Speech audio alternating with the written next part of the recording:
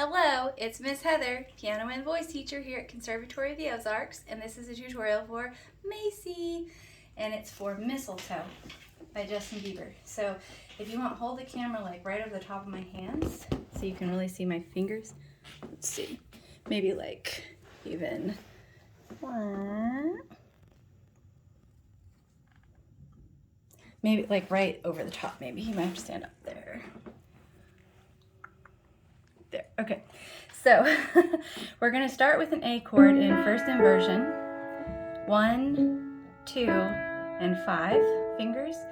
Obviously don't play it like this, play it like this, but just so you can see more clearly. And then the B chord, we're going to play in second inversion. 1, 3, 5. And then F sharp minor, also second inversion, 1, 3, 5. And then D major we'll play in root position.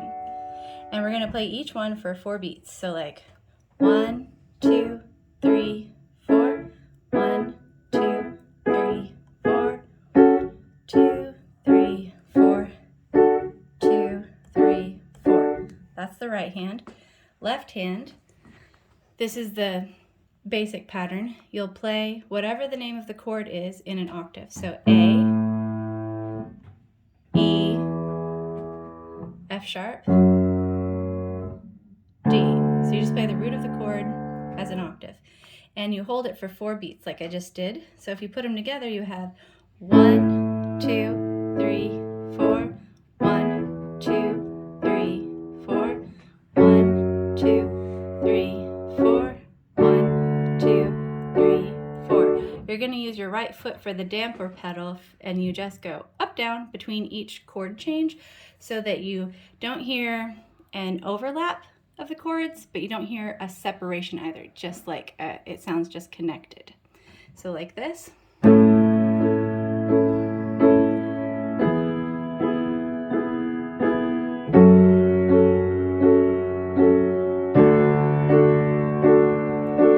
Once you can do that really well, we can add in one more thing with the left hand that will kind of add to the intensity if you want to. So I will just play the root of the chord with my pinky on 1, and then I'll play my thumb on the and of each beat. 1 and 2 and 3 and 4 and like that.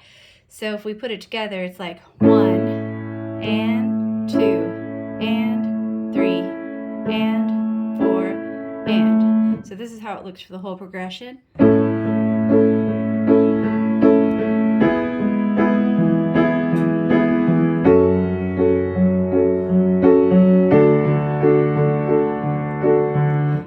When I played E that time, if you're watching this later, I played the wrong note for the downbeat, so that was a mistake, not on purpose.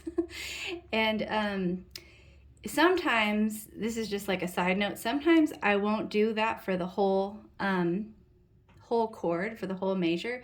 Sometimes I'll just add the thumb on the off beat on maybe beat 3 or 4, or both 3 and 4. That feeling of subdivision gives a forward momentum into the next measure, so that would be like this. So you know, thumb, 4 and 1, 2, 3, 4 and, like that. So you can do it like that sometimes if you want to as well. Another thing is, if it's kind of like a pensive part of the song, you can like highlight the text by changing the pattern and just play a whole note with both hands.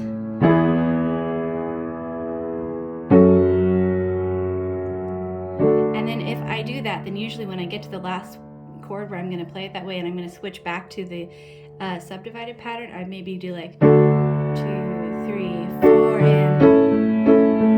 So like on the and of the last whole note, I would add that 8th note. Does that make sense the way I'm saying that? Okay, any questions? Nope. Okay, great job. And here's your little pattern.